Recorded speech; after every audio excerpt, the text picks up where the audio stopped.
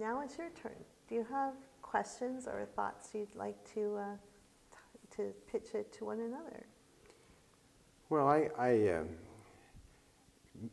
got to knock on every single door in the ward. And what was fascinating to me is how many people responded. A lot of times you knock on the door and people are like, okay, what do you want?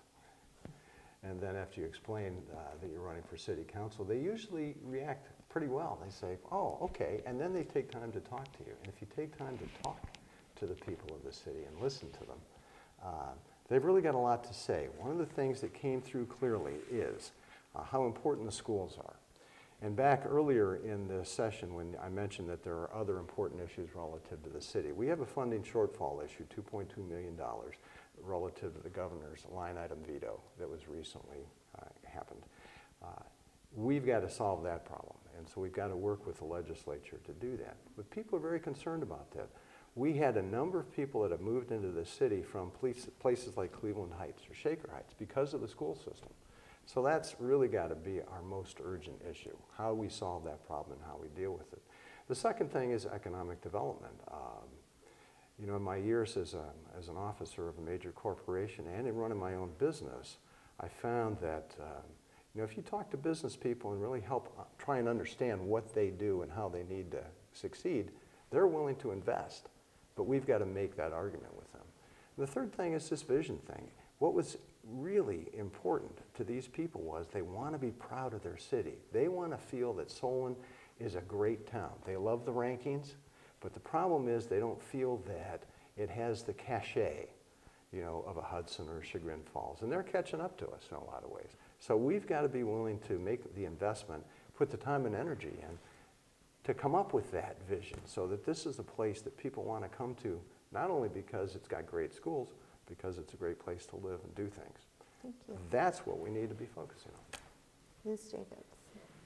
Take that one step further. I think that we all came to Solon for the schools.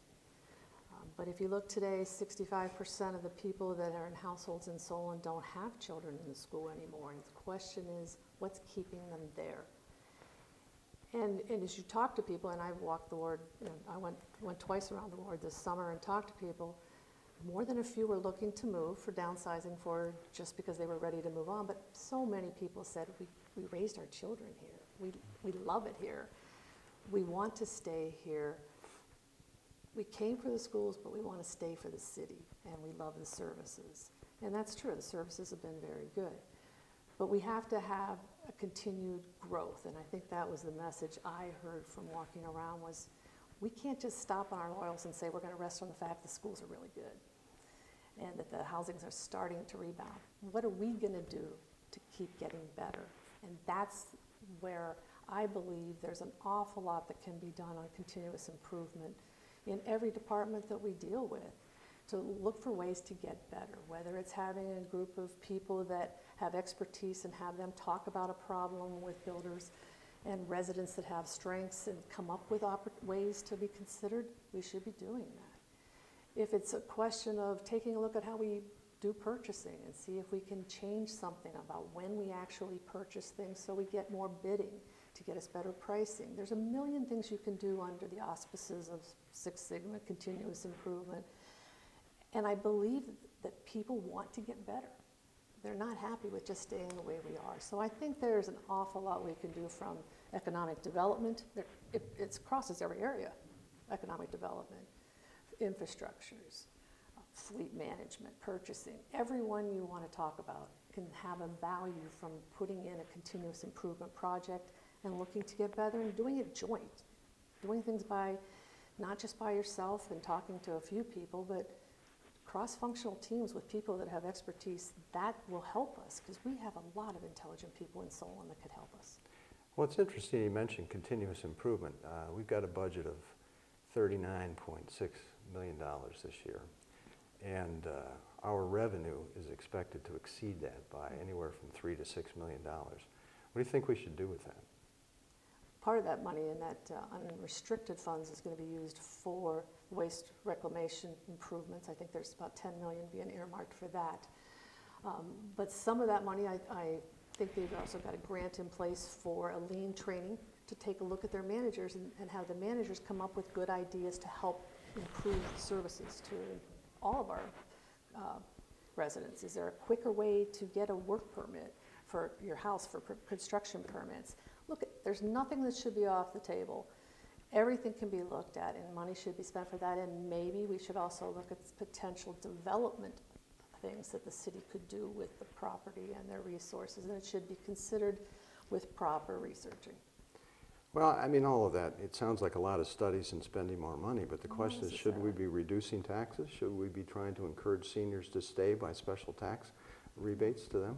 Well, actually, we're doing the first one is what's planned, the reduction in the sewage minimums. 2,300 residents are going to get the benefit of that $100,000 savings, because instead of them having to pay a minimum amount when they're not using this, they're starting to give that money. But if you look at the grand total of unrestricted money in the dollars, part of this is in preparation money for the Cadillac taxes that are going to start hitting the city further down the road, and that will be dependent upon the negotiations that happen with the unions, how much money is actually going to be available of that funds. Yeah, that's next year.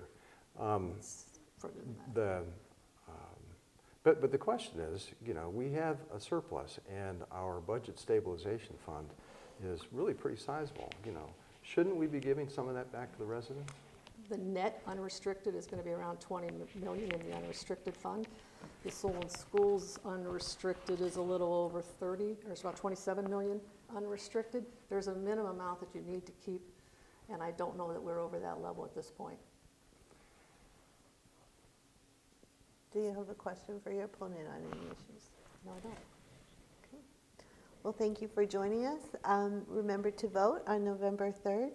And this debate will be posted on cleveland.com shortly, so you have a chance to review it. Thank you for joining us. Good night. Thanks, Beth.